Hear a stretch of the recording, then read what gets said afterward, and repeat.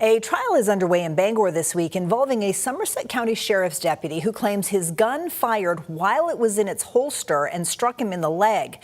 David Cole is suing the New Hampshire gun maker Sig Sauer. He says the incident back in 2022 broke several bones in his leg, requiring multiple surgeries, months of medical care and therapy.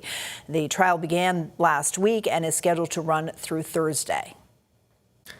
A man is pleading guilty to manslaughter in connection with the death of a 4-year-old boy. Robert McCoy, arrested in June of last year following the death of his stepson Jasper Smith. That was in Lewiston back in May.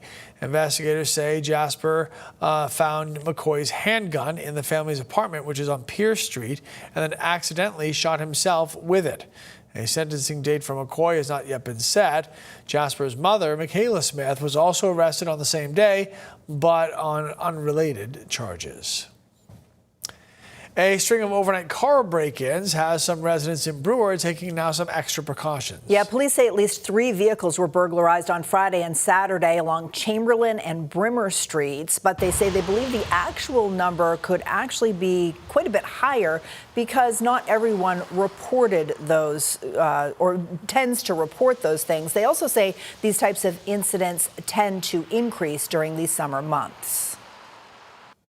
So at this point, we're going to urge the public to make sure their vehicles are locked every night, keep their valuable items hidden out of plain view. I hope that, that they resolve it and, appropriate actions taken and we all live a little safer.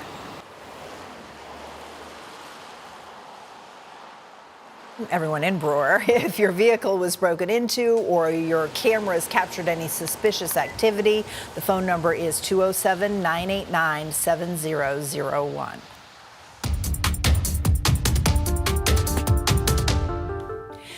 The city of Lewiston is asking councilors to approve funding to combat violence, youth violence. The money is for the new Community Engagement and Accountability Initiative. It's meant to reduce violent crime through policy changes and stronger community partnerships.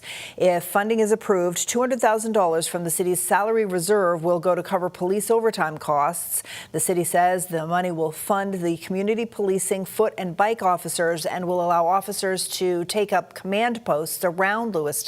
The council meets at 7 o'clock tonight.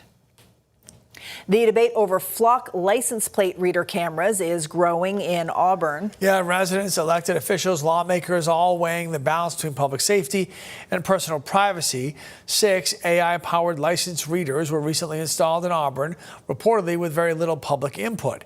Now, about 2,000 community members are petitioning the city of Auburn to ban those flock cameras. State legislators who spearheaded the petition argue that the cameras violate the privacy rights of residents. Others, though, say the concerns are actually unjustified and the cameras assist law enforcement when it comes to crime prevention.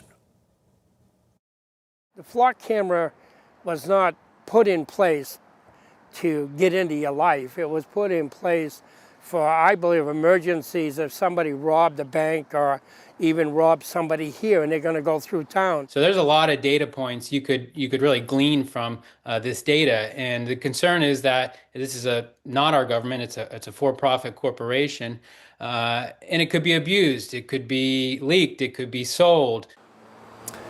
The proposal to ban the flock cameras could either be approved by the Auburn City Council or sent to voters for a public referendum. Some state lawmakers are also proposing legislation that would establish a statewide ban when it comes to flock cameras.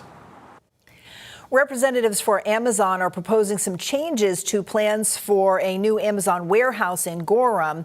During a planning board meeting last night, Amazon representatives proposed reducing the scale of the facility, this after getting some pushback from local residents. The current plan would include buying a 94-acre parcel of land off Main Street. Among the changes, reducing the number of parking spaces at the site to help preserve some wetlands. But reps say less space for parking means fewer Amazon trucks and fewer deliveries. So a direct reduction of van parking spaces means a reduction of vans, which means a reduction of outbound capacity. We also showed some alternative site plans that relocated van parking to the other areas of the site, but studying this led to further disturbance of wetlands, leaving the board, the DEP, and the community to choose between residents or resources.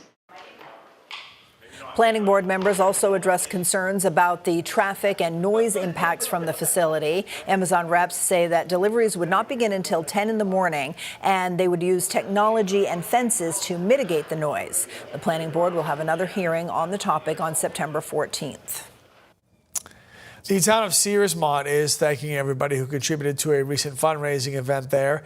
The Searsmont Strong Barbecue supported people affected by the Robbins lumber mill explosion back in May.